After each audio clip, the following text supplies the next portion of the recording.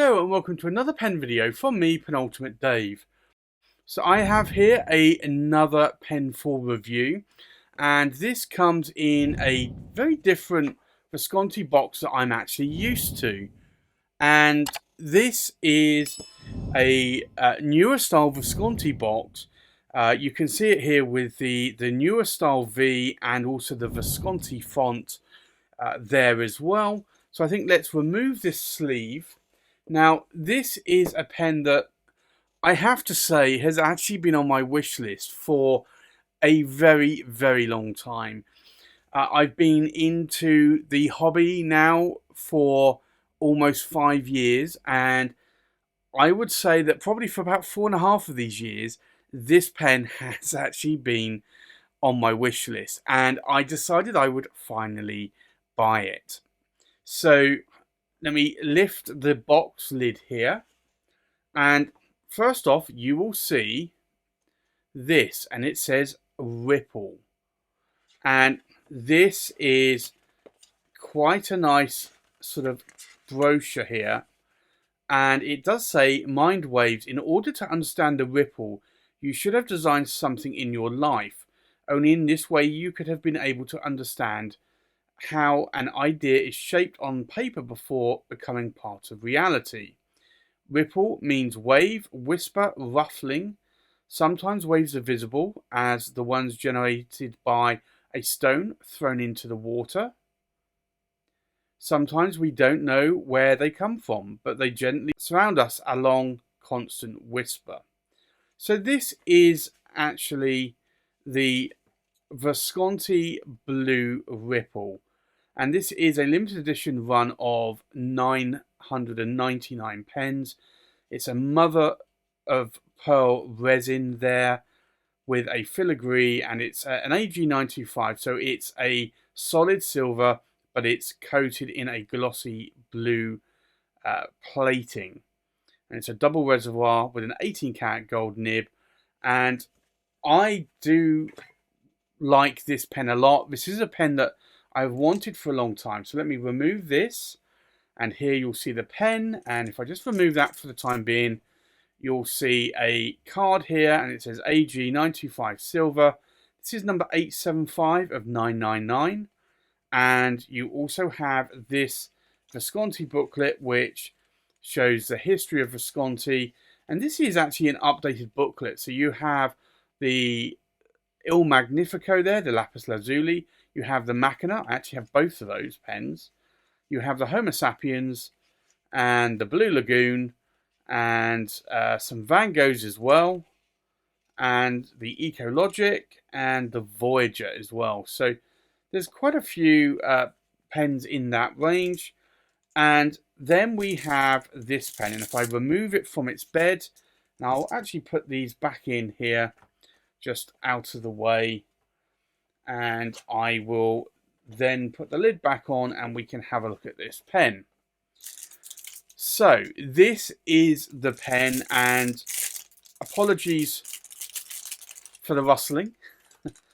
No apologies actually, but this is the pen, and this is really stunning. And I have to say that this comes in a number of different finishes. There's a blue ripple, there's a gold ripple, there's a black ripple as well. There's even a HRH ripple with lots and lots of diamonds, which is way, way, way out of my price range.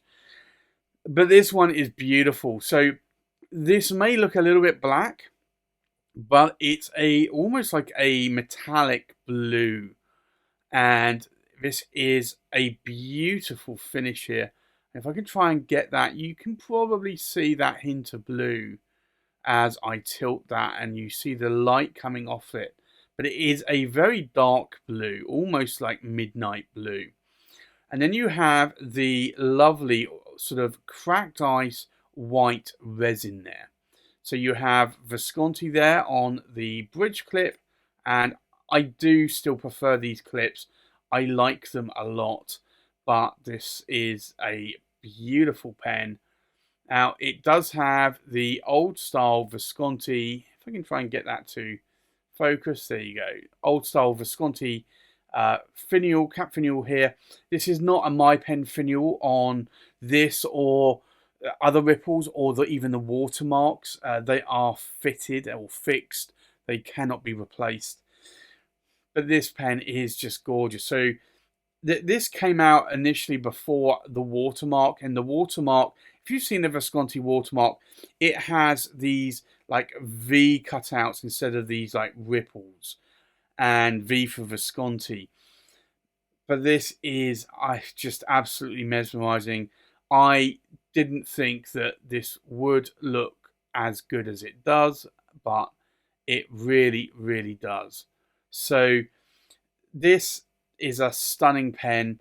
So I think if we look at it, we have the cap finial here, which is fixed. We have the bridge clip, which is very, very functional, quite springy as well. The cap here is really sort of cylindrical. It looks as though it tapers out slightly wider here towards the finial, and then maybe tapers in slightly here. You have this white cracked ice cap band there, and then you have a bit of a step down, and then the body does flare out about here just before the power vac knob, and it is a power vac filling mechanism. So you can see here Visconti and Ripple. And if I unscrew the cap, you'll see here it has a beautiful 18 karat gold medium nib, and this nib is the old style two-tone nib that you can see there, because Visconti have switched away from having the two-tone nibs, or at least for the time being. You have the lovely concave section here. This for me is very comfortable. I do like this a lot in Viscontis, more so the Visconti Homo sapiens, but also the Medici or Magnificos as well. And now I come to think of it, even the Divinas have that kind of concave section on it. You have some very, very shallow threads that are quite wide. You do not feel those at all. You have the double reservoir here, because it is a power vac filler. And then you have this white sort of marble cracked ice resin there.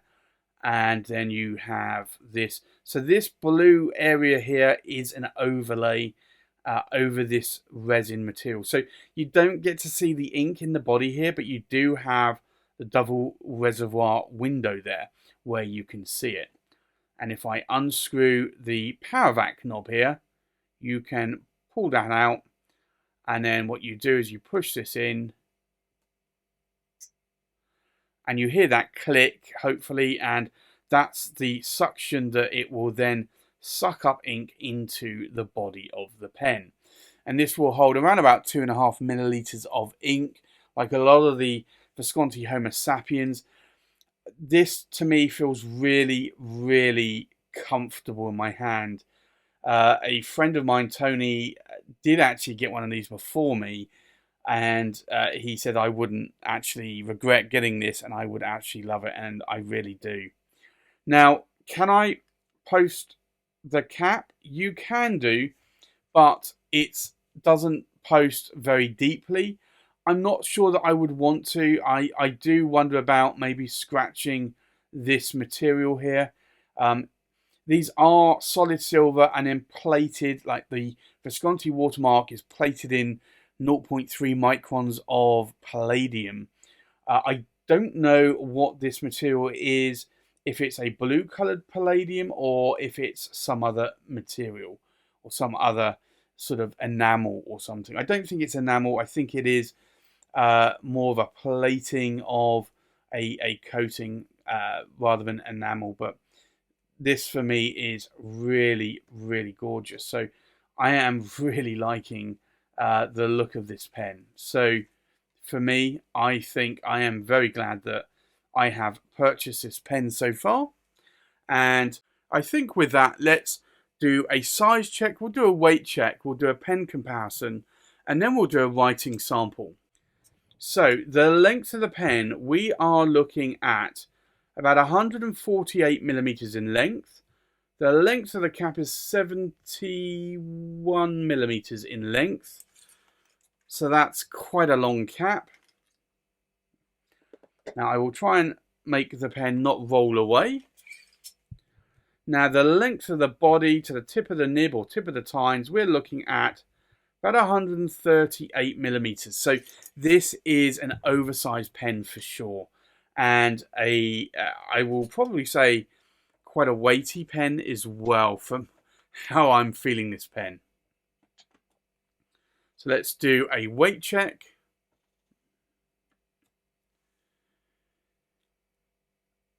Now, the full weight of the pen, uninked, we are looking at just over 67.5 grams. That is a weighty pen. The weight of the cap, we are looking at just over 25.5 grams. And then the weight of the body, we are looking at just over 39.5 grams. So that is still quite a weighty pen. But this pen really is quite stunning, and I have to say this is now wanting me to pick up a few more of the Visconti watermarks. I already have one. I have the original silver one coated in palladium, and I have to say that I may have to buy a few more of those, but we will see. They are not cheap pens. This one actually came in at a reasonable price for me, and I decided that I would purchase this pen. So I think with that, let's go and do a comparison with other pens. So from left to right, we have a Visconti Leonardo da Vinci Macchina, a Visconti Medici Il Magnifico, another Visconti Medici Il Magnifico in the lapis lazuli, a Montegrappa Bartolomeo Ferracina in the shiny circles, the Visconti Blue Ripple, a Visconti Homo Sapiens London Fog, a Visconti Homo Sapiens Midnight in Florence, a Visconti Divina in Elegance Green, a Visconti Divina in the Desert Spring, and a Scribo Fill in the Verde Prato. So let's do a writing sample. Now, first off, I have inked it up with this ink, and this is Diamine Imperial Blue, and this is a new ink that I have. So let's do a writing sample. So this is the Visconti Blue Ripple, and this has a medium 18 cat gold nib. And I have to say, this is a beautiful writing nib out of the box. This is both not only a medium that writes a little bit more broader, I would say, but it's very, very wet. Now, the ink in here today is, as I mentioned, Diamine, and it's Imperial Blue. This is writing gorgeously. Now, there are a few little skips there. That's me because of the angle that I'm writing at. It's always difficult writing on camera, so that's not the nib and it's not the ink. Now, in terms of line variation, let's take a look. This is a medium, and you can see here there's no hard starts or skips. Now, if I press this nib further, I can get a lot more line variation out of this. Wow, this is a really bouncy nib. And again, you can see here, no hard starts or skips whatsoever. So from that perspective, it's actually quite good. Now, if I do an ink test, and I know this is going to be a super wet pen, wow, that is really, really wet. This is what I like in my Viscontis, a fire hose of a nib. This does write very well, very wet. Now, you can see here, this is Oxford optic paper, and this is feathering. Now, you won't get that on Rhodia, you won't get that on Tomoe River, which is what I normally use. But for these ink reviews, I typically use Oxford optic paper because it's easier to get hold of, and it is also fairly cheap as well. But you can see here, though, this is starting to feather quite a bit. That probably is down to two factors. One, the wetness of the nib, and two, the ink. And I do believe Diamond Imperial Blue is one of those inks that will feather a lot. So it's probably a little bit of a combination of both of those. What do I like and what do I not like about this pen? Well, it's gorgeous. I wanted this pen for a long time and I just didn't buy it. And there was always something else that I wanted. And if there wasn't, then it just sat on my wish list. And I found that with a lot of pens that I do put a pen on my wish list and then ultimately maybe never buy it. But I decided that I would pick this one up whilst I still could, and this really is a gorgeous pen. So I like the weight, I like the length, I love how this nib writes, how bouncy and soft this nib writes, and definitely how wet it writes as well.